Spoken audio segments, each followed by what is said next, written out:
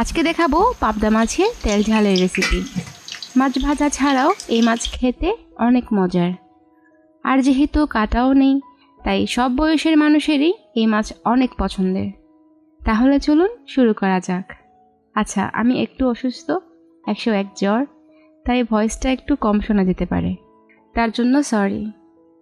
এখানে 1 কেজি পাবদা মাছ আমি কেটে ধুয়ে পরিষ্কার করে নিয়েছি। দিচ্ছি 1/2 চা চামচ হলুদ গুঁড়ো আর 1 চা চামচ লবণ। মাছগুলোকে এবার ভালোভাবে আমি মাখিয়ে নেব। যেহেতু মাছগুলো আমি ভাজা করব না, তাই অবশ্যই ভালোভাবে মাখাতে হবে যাতে ম্যারিনেশনটা ভালো হয়। চলুন এবার রান্নার প্রসেসে যাই। তেলের পরিমাণটা একটু বেশি দিয়েছি, কারণ যেহেতু তেল ঝাল করছি।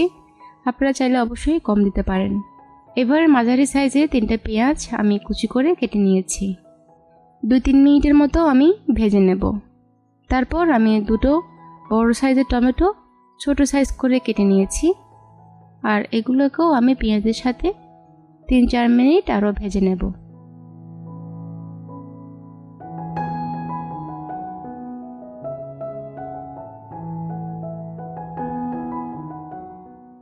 টমেটোর কালারটা চেঞ্জ হয়ে আসলে আমি সব গুঁড়ো মশলা অ্যাড করে দেব। এখানে আছে হলুদ 1.5 চা চামচ, আদা বাটা 1.5 টেবিল চামচ, রসুন 1 টেবিল চামচ, আর দিয়েছি ধনে গুঁড়ো 2 চা চামচ, জিরে গুঁড়ো 2 চা চামচ, মরিচ গুঁড়ো 2 চা চামচ, আর কাশ্মীরি মরিচের গুঁড়ো 1 চা চামচ। কাশ্মীরি মরিচটা কালারের জন্য দিয়েছি, আপনারা চাইলে বাদ দিতে পারেন। আর দিয়েছি লবণ পরিমাণ মতো।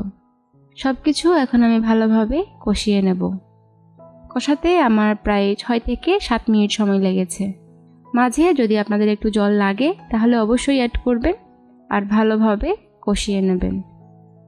দেখুন আমাদের কষানো হয়ে গেছে। এখন আমি পরিমাণ মতো জল দিয়ে দিচ্ছি। যেহেতু আমি তেল ঝোল রান্না করছি, তাই জলের পরিমাণটা বাড়িয়ে দিয়েছি। আর জলের পরিমাণটা কম বেশি আপনারা আপনাদের পছন্দ মতো দিতে পারেন। দেখুন আমাদের ঝোল ফুটে উঠেছে। এখন আমি আগে থাকতে ম্যারিনেট করা মাছগুলো দিয়ে দিচ্ছি।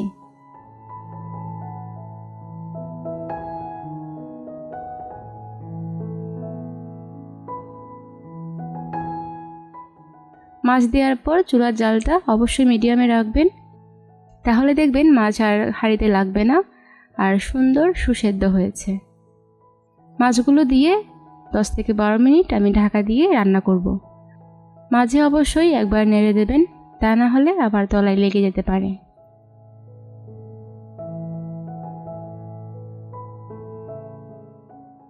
ফিরে এলাম 12 মিনিট পর। দেখুন আমাদের মাছ কিন্তু সেদ্ধ হয়ে গেছে। এখন দিয়ে দিচ্ছি 1 চা চামচ গরম মশলা।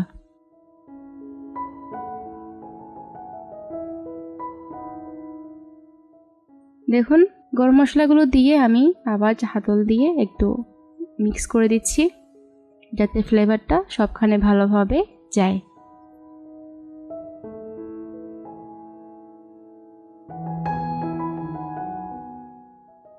এবার ঢাকা দিয়ে আমি আরও 5 মিনিট রান্না করব।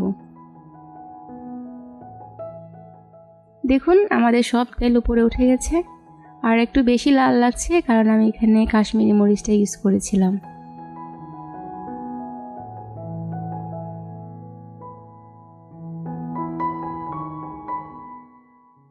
দাঁড়ান, একটা মাছ তুলে দেখাচ্ছি।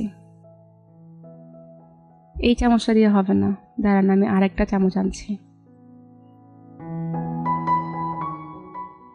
দেখুন মাছ কিন্তু ভেঙে যায়নি, আর দেখতে কতটা লোভনীয় লাগছে। আপনারা অবশ্যই বাড়িতে বানাবেন, আর আমাকে কমেন্টসে জানাবেন কেমন হলো। আর ভালো লাগলে সাবস্ক্রাইব করতে ভুলবেন না কিন্তু। Thank you.